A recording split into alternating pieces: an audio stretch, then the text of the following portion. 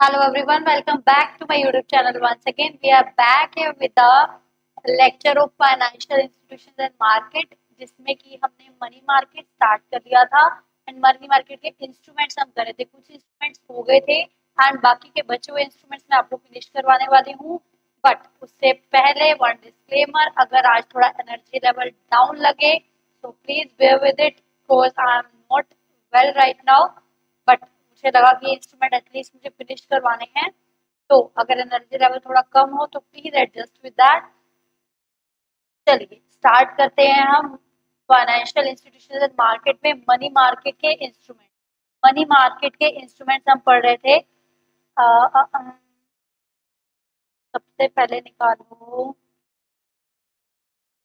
सबसे पहले निकालो जी एसेट सिक्योरिटाइजेशन। एसेट सिक्योरिटाइजेशन क्या है मैं आपको एक बार पहले जनरल बता देती हूँ, फिर हम इससे वेयर वर्डिंग्स को रीड कर लेंगे। देखो क्या होता है, मान लो एक बैंक है, ठीक है। बैंक के पास बहुत सारे लोन्स बैंक ने दिए हुए हैं जो बैंक की एसेट्स में खड़े हैं, ठीक है। लेकिन जिन पर्सन से लोन बैंक ने पैसा लेना है वो बंदे पैसे नहीं दे रहे हैं बैंक को, तो बैंक क्या करता है, बैंक को तो इमीडिएटली पैसा चाहिए अपने वर्किंग चलाने के लिए, तो बैंक क्या करेगा, एक अलग से स्पेशल पर्पस व्हीकल खोल दिया जाता है। बैंक या कोई भी जिसने भी फाइनेंशियल इंस्टीट्यूशंस लगा लो जिन्होंने लोन या एसेट दी हुए हैं, एक स्पेशल पर्पस व्हीकल खोला जाता है। जो स्पेशल पर्पस व्हीकल मार्केट से सिक्योरिटीज इशू करके पैसा उठाता है, मार्केट से सिक्योरिटीज इशू करके पैसा उठाता है और वो पैसा लोन का इनको पे करके इनसे लोन खरीद लेता है। लोन का पैसा इनको पे करके इनसे लोन खरीद लेगा। अब इस कंपनी को क्या फायदा हुआ, बैंकिंग इंस्टीट्यूशन या फाइनेंशियल इंस्टीट्यूशन को क्या फायदा हुआ, ये फायदा हुआ कि जो भी इनकी एसेट थी इनको लटकना नहीं पड़ेगा एसेट का पैसा लेने के लिए। लोन का पैसा इनके पास आ गया, एसेट इनके पास से चली गई, इन्होंने एसेट दे दी, इनको तो यही होगा कि मेरा रियलाइज हो चुका है, तो अब ये उससे अपनी वर्किंग स्टार्ट कर देंगे। तो स्पेशल पर्पस व्हीकल ने क्या किया, लोन ले लिया, सिक्योरिटीज के बेसिस पे मार्केट में क्या किया, सिक्योरिटीज इशू करी। सिक्योरिटीज मार्केट में इशू करी तो पैसा इकट्ठा होगा, जैसे शेयर डिबेंचर इशू करके पैसा इकट्ठा होता है, तो वो पैसा इकट्ठा करके वो इसको बैंक के इंस्टीट्यूशन को पे कर देगा। अब उसको तो पे करना है ना, इसने स्पेशल पर्पस व्हीकल के पास खुद की इतनी इन्वेस्टमेंट थोड़ी होगी, तो वो क्या करेगा, मार्केट से सिक्योरिटीज इशू करेगा और इसके ये लोन्स वगैरह खरीद लेगा। लोन्स खरीदने का मतलब क्या है, ये इसको पैसे दे देगा और इससे लोन ले लेगा, बाद में जिनसे लोन का पैसा लेना है उनसे रिकवरी करेगा, ठीक है। और उनको इंटरेस्ट देता रहेगा सिक्योरिटीज वालों को जिन्होंने सिक्योरिटीज खरीदी है, और लास्ट में उनका पैसा रिफंड कर देगा। मतलब एक बीच में एक ऐसा इंस्टीट्यूशन आ गया जिसको हम स्पेशल पर्पस व्हीकल बोलते हैं। हम इनको स्पेशल पर्पस व्हीकल क्यों बोलते हैं, क्योंकि ये स्पेशली इसी पर्पस के लिए बनाए गए हैं कि ये इस लोन के पैसे को रिकवर कर सके, इसीलिए एसपीवी बनाया गया है, ठीक है। चलो आई होप आपको समझ में आ गया होगा। एक था बैंक, बैंक ने अपना लोन, उसका अभी डेटर्स लोन दे नहीं रहे थे, तो उसको क्या करना पड़ा, अपना जो लोन वाली एसेट है वो बेचनी पड़ी और एसपीवी से पैसा ले लिया उसने। एसपीवी के पास पैसा कहाँ से आया, एसपीवी ने जब इसको पैसा देना था, एसपीवी क्या कर रहा है, इससे इसके लोन ले रहा है ना, लोन खरीद रहा है, तो मतलब लोन की पावर इसके पास आ गई। लोन की पावर इसके पास आने का मतलब क्या, जिन लोगों से पैसा रिकवर करना है अब वो एसपीवी रिकवर करेगा। पैसा क्या रिकवर करेगा, एसपीवी रिकवर करेगा। तो एसपीवी अब लोन तो ले लिया, अब लोन के बदले पैसा तो देना पड़ेगा ना इंस्टीट्यूशंस को, तो ये क्या करते हैं, मार्केट में सिक्योरिटीज इशू करते हैं, वहां से जो पैसा आता है बैंक को दे देते हैं। तो बैंक तो पिक्चर से हट गया, अब रह गया एसपीवी एंड जिसने लोन लिया था, तो ये क्या करेगा, इनसे पैसा कलेक्ट करेगा और जैसे लाइक जिन्होंने इन्वेस्टमेंट की थी उनको रिटर्न कर देगा। तो बीच का जो मार्जिन होता है वो इनकी खुद की इनकम हो जाती है। चलो नेक्स्ट है एसेट सिक्योरिटाइजेशन को इसमें से पढ़ लेते हैं। Securitization refers to the process of converting the debt. देखो बैंक के लिए क्या था, बैंक के लिए एसेट क्या थी, लोन क्या था, एक एसेट था, किसी और के लिए वो डेट था। यूजुअली इलिक्विड एसेट का मतलब, एक बात बताओ, अभी इमीडिएटली तो आप कैश में जमा नहीं करवा पा रहे थे ना लोन को, मान लो लोन देने में 5 साल थे, तो अभी वो इलिक्विड हो गया ना, इमीडिएटली कैश में कन्वर्ट नहीं हो पा रहा था। तो इलिक्विड एसेट्स को इनटू द सिक्योरिटीज, सिक्योरिटीज में कन्वर्ट किया जाता है। एसपीवी ने क्या किया, सिक्योरिटीज इशू करके पैसा रिफंड कर दिया, which are always bought and sold in the financial market. मतलब जो डेट है, जो इलिक्विड एसेट है, जो इमीडिएटली कैश में कन्वर्ट नहीं हो सकती हैं, उनको सिक्योरिटीज के थ्रू लिक्विड बना दिया गया, उनको सिक्योरिटीज के थ्रू लिक्विड बना दिया गया।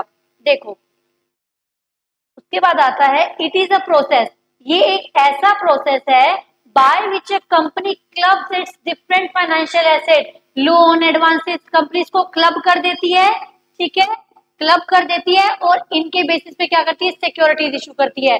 सिक्योरिटी वो खुद इशू नहीं कर रही है, एक एसपीवी बना के इशू कर रही है। स्पेशल पर्पस व्हीकल इसके लिए क्रिएट किया जाता है, उसके थ्रू सिक्योरिटीज को इशू फिर करवाया जाता है, किसको, इन्वेस्टर्स को। अब बैंक ने, एक बात बताओ, बैंक क्या खुद इशू करेगा सिक्योरिटीज? अरे भाई बैंक तो पहले ही बचना चाह रहा है इस तामझाम से, उसको पैसा चाहिए लोन का, फिर जो मर्जी करो। तो इसके लिए एक स्पेशल पर्पस व्हीकल क्रिएट कर दिया गया ताकि बैंक अपने काम पे फोकस करे और जो मार्केट से पैसा उठाना है, लेन देन करना है, वो एसपीवी मतलब स्पेशल पर्पस व्हीकल करता रहे। देखो इन द प्रोसेस, इस प्रोसेस में क्या होता है, there is a creation of the pool of the asset. जो बहुत सारे लोन एडवांसेस थे बैंक के पास, जिसका पैसा नहीं आ रहा था, उसको पूल कर दिया गया, मतलब इकट्ठा कर दिया गया और एसपीवी ने क्या किया, एक बंडल बना दिया गया, इलिक्विड एसेट से एक फाइनेंशियल एसेट बना दिया गया जिसको मार्केटेबल किया जा सके। मतलब उसके बेसिस पे, सिक्योरिटीज के बेसिस पे सिक्योरिटीज मार्केट में इशू कर दी गई।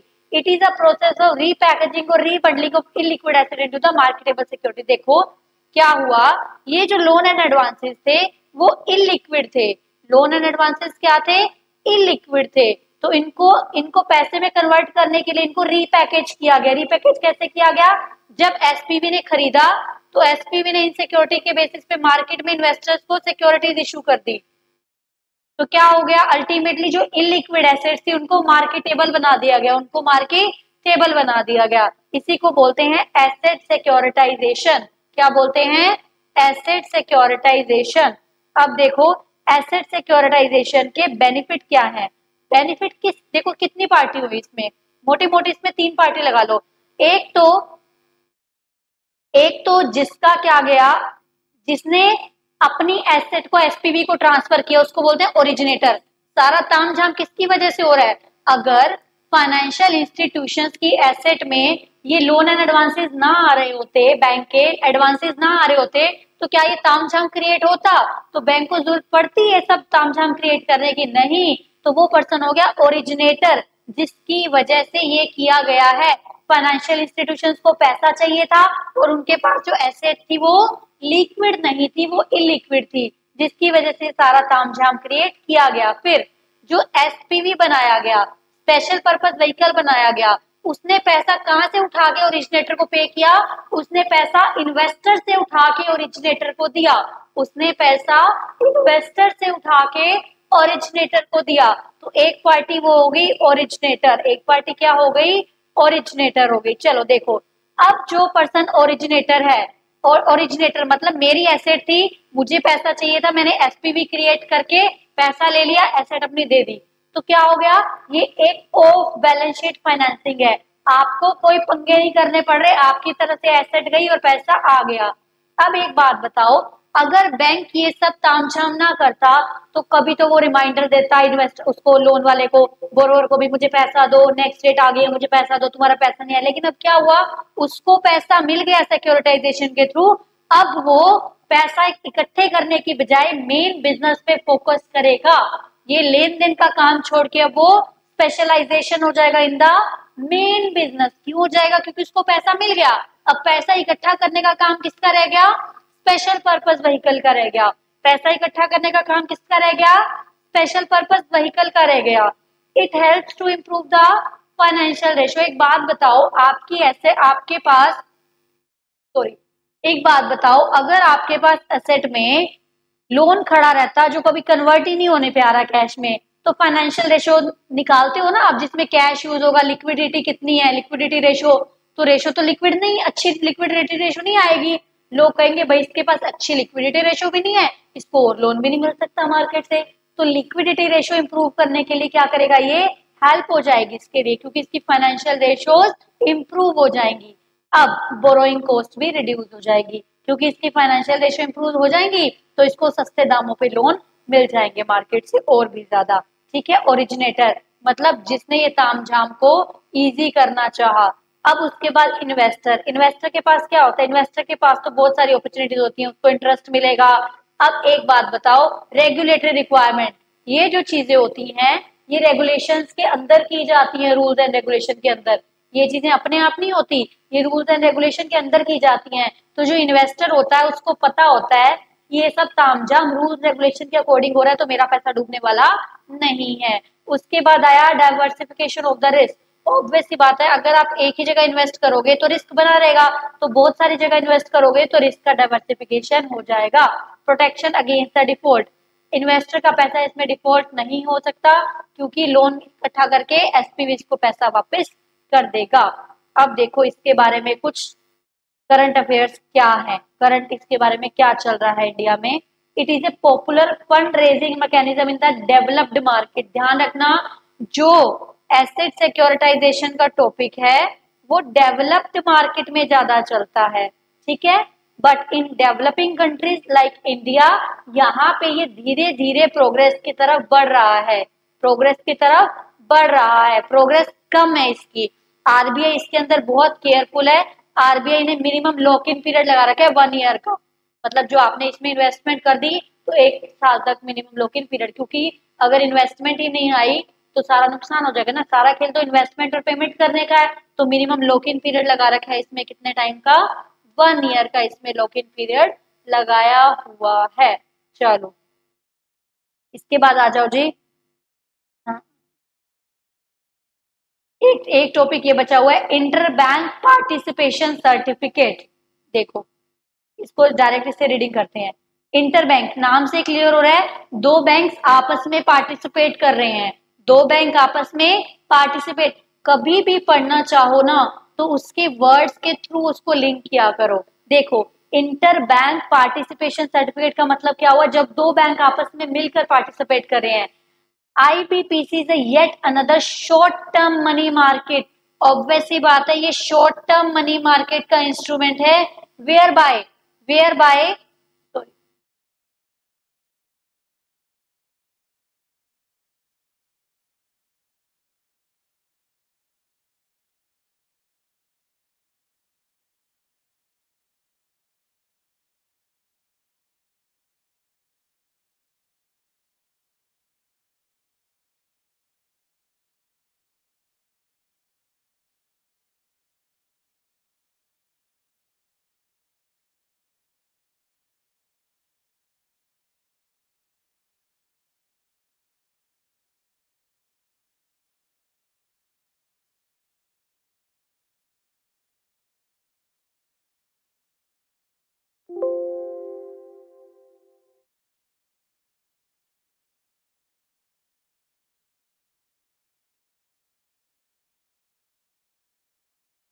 देखो आईबीपीसी जो है एक शॉर्ट टर्म है। क्यों शॉर्ट टर्म है, क्योंकि हम मनी मार्केट के इंस्ट्रूमेंट पढ़ रहे हैं ना, तो मनी मार्केट के तो पैसा हमेशा शॉर्ट टर्म के लिए होता है, तो ये एक मनी मार्केट इंस्ट्रूमेंट है तो शॉर्ट टर्म हो गया।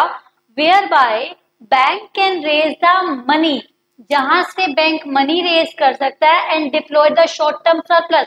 हो सकता है एक बैंक के पास पैसे की जरूरत हो लेकिन दूसरे बैंक के पास सरप्लस पड़ा हो, तो वो अपने शॉर्ट टर्म सरप्लस को पार्क कर सकता है। Lender bank purchase the part of the advances of the particular client. जो लेंडर बैंक है वो क्या करेगा, एक एडवांस परचेज कर लेगा किसी क्लाइंट का।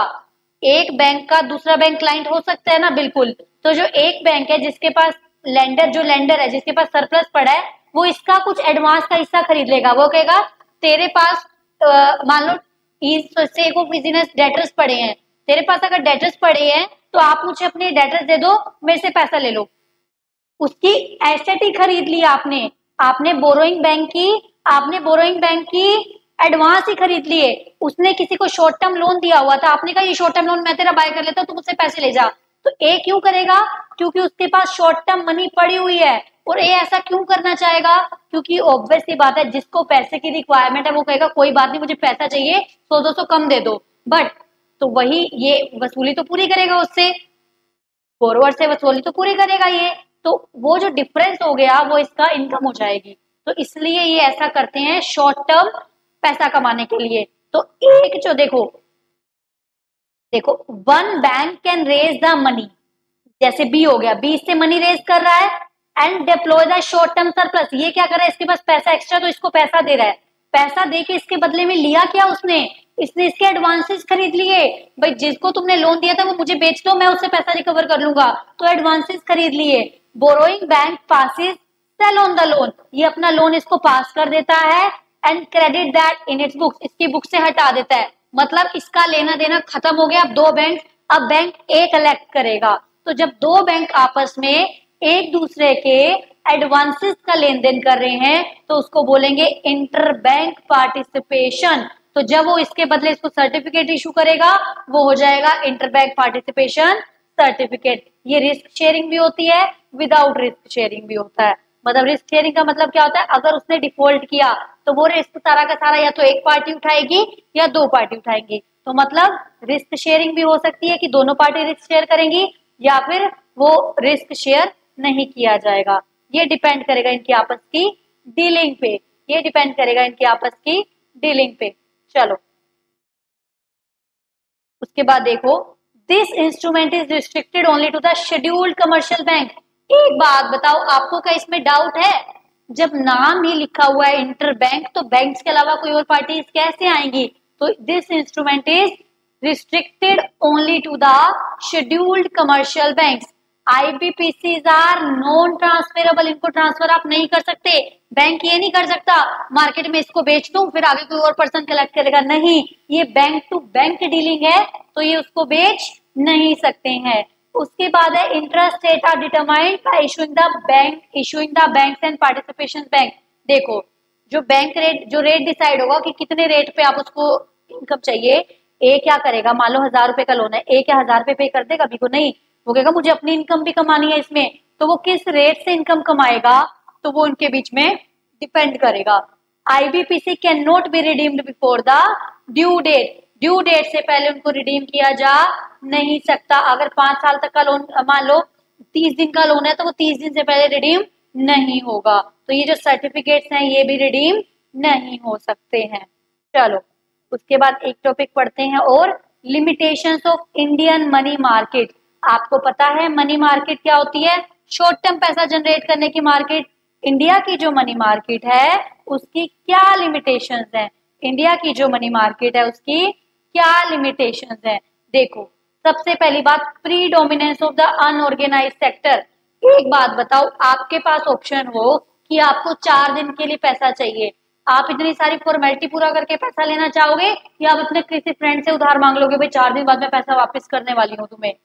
अल्टीमेटली लोग क्या करते हैं, अनऑर्गेनाइज्ड सेक्टर में ज्यादा प्रेफर करते हैं। क्यों? क्योंकि मनी मार्केट शॉर्ट पीरियड का लोन है। तो शॉर्ट पीरियड कहते हैं ना, इमरजेंसी में पैसा चाहिए अपने फ्रेंड से उठा लो, ये वही बात कर रहा है। The indigenous bankers occupies a significant position. Indigenous bankers कौन हुए? जो पुराने टाइम से साहूकार वगैरह हुए। लैंडिंग बोरोइंग करते हैं रूरल एरिया में। In this unorganized sector no clear cut distinction made. Short term long term का कोई डिस्टिंक्शन नहीं किया जाता, तो आपको बार बार भाग दौड़ नहीं करनी पड़ेगी। आप ट्रस्टवर्दी पर्सन को बोलोगे भाई मुझे पैसा चाहिए इतने टाइम के लिए दे दो, तो वो दे देगा। तो इसीलिए मनी मार्केट क्या है, इतनी डेवलप नहीं हो रही है, क्योंकि लोग अनऑर्गेनाइज्ड सेक्टर से पैसा उठाना आज भी प्रेफर करते हैं। उसके बाद आ जाता है सीजनल शॉर्टेज ऑफ फंड। हम क्या पढ़ रहे हैं, मनी मार्केट की लिमिटेशंस क्या है। सीजनल शॉर्टेज ऑफ फंड भी इसकी लिमिटेशन है। कैसे? A major drawback in the Indian money market is the seasonal strengthening of the credit. एक बात बताओ, क्या होता है जब सीजन चल रहा होता है ना, जब पता है किसी को पैसा उठाना ही उठाना है मजबूरी में, तो इंटरेस्ट रेट बहुत बढ़ा दिए जाते हैं। जब इंटरेस्ट रेट बहुत बढ़ा दिए जाते हैं तो हर कोई अफोर्ड नहीं कर सकता। तो इसीलिए सीजनल शॉर्टेज ऑफ फंड चलती रहती है। क्यों शॉर्टेज ऑफ फंड हो गई? जब सीजन के टाइम पे सारे पैसा मांगने आएंगे, महंगे में भी लोग उठाएंगे, तब क्या हो जाएगी, शॉर्टेज ऑफ फंड हो जाएगी मार्केट में। क्या हो जाएगा, शॉर्टेज हो जाएगा फंड का, क्योंकि जब सारे ही मांगने आ रहे हैं तो शॉर्टेज हो जाएगी ना। डिमांड सॉरी सप्लाई तो लिमिटेड होती है तो शॉर्टेज हो जाएगी। उसके बाद है diversity of the interest rate in money market, multiplicity and disparity of the interest. जो इंटरेस्ट है वो बहुत ज्यादा डिफरेंट है, डिस्पेयर है, मतलब कॉमन सबके सामने सेम नहीं है। डिस्पैरिटी कैसे हो सकती है, एक एरिया में इंटरेस्ट रेट बहुत ज्यादा है, एक एरिया में इंटरेस्ट रेट बहुत कम है, ठीक है। डिफर्स करते हैं various country like Bombay, Calcutta, इन सब में बहुत डिफरेंस है। Disparity affect the smooth functioning of the money market. Obvious सी बात है, आप देख रहे हो किसी जगह पैसा कम मिल रहा है, किसी जगह ज्यादा मिल रहा है, तो वो डिस्पैरिटी हो जाता है। तो आप इंडिया के किसी भी हिस्से में कभी भी ऐसे इन्वेस्ट नहीं कर सकते, आपको देखना पड़ेगा किस हिस्से में ज्यादा पैसा मिल रहा है, वहां आप जाके इन्वेस्ट करते हो। फिर आता है absence of bills market, the existence of well organized bill market. जो बहुत अच्छी डेवलप्ड बिल मार्केट है, proper efficient working of money market नहीं है, नहीं है इंडिया में। आरबीआई मार्केट जो है वो इसकी बिल्स की वो अंडर डेवलप्ड है। जो इंडिया की बिल्स मार्केट है वो क्या है, अंडर डेवलप्ड है अभी भी। तो इनएडिक्वेट बैंकिंग फैसिलिटीज, ऑब्वियस सी बात है सब जगह बैंकिंग फैसिलिटीज अवेलेबल नहीं है, तो शॉर्ट टर्म फंड्स कहाँ से अवेलेबल होगा लोगों को, मनी मार्केट कहाँ से बन जाएगी जब फैसिलिटीज ही नहीं है। Tendency of people and to keep its large in cash.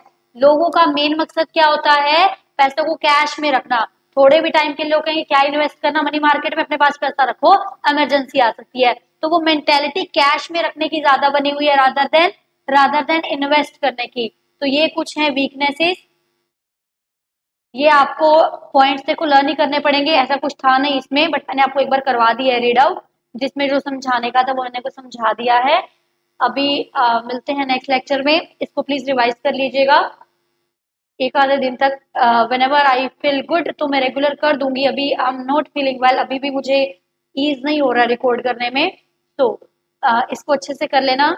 मुझे एक डालना था क्योंकि 2-3 दिन ऑलरेडी हो चुके हैं, मनी मार्केट इंस्ट्रूमेंट्स ऑलरेडी बीच में पेंडिंग पड़ा हुआ था, तो एटलीस्ट आप इंस्ट्रूमेंट्स कंप्लीट कर लो। एंड वन मोर थिंग, आप मुझे प्लीज ये बताओ आपका अटेम्प्ट कब का है, सो that I can plan accordingly, मुझे सिलेबस किस हिसाब से फिनिश करवाना है। तो जब भी आपका अटेम्प्ट है तो प्लीज या तो आप कमेंट सेक्शन में लिखिए या मुझे मेल कर दीजिए, so that I can plan accordingly. Thank you so much guys, मिलते हैं नेक्स्ट सेक्शन में, तब तक के लिए bye bye. Subscribe the channel for more such kind of videos, bye.